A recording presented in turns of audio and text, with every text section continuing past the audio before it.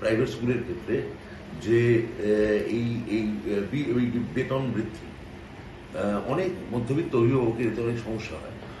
প্রচুর মধ্যবিত্ত অভিভাবক এই হঠাৎ করে বেতন বৃদ্ধি হলে তিনি তো মাসের শুরুতে একটা পরিকল্পনা করে রাখেন যে ছেলে মেয়ে ভর্তির জন্য তার এই খরচা আছে।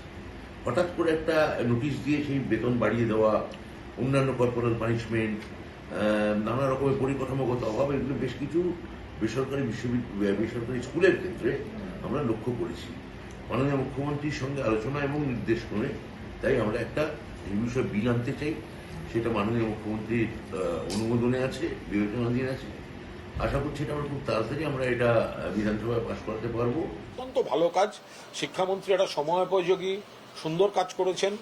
মাননীয় মুখ্যমন্ত্রীর নির্দেশে ব্রাত্য বসু মাননীয় শিক্ষামন্ত্রী একেবারে বাস্তবমুখী একের পর এক পদক্ষেপ নিচ্ছেন এবং এই পদক্ষেপটিও অত্যন্ত জরুরি এবং সময়োপযোগী। ফলে রাজ্য সরকার, মমতা ব্যানার্জির সরকার, মুখ্যমন্ত্রী মমতা ব্যানার্জি, শিক্ষামন্ত্রী ব্রাত্য বসু যে সমাজের সব দিকে খেয়াল রাখেন, সকলের সমস্যা বা সব জায়গাটাতে তাদের নজর আছে, সেটা এই সিদ্ধান্ত থেকে আবার প্রমাণিত।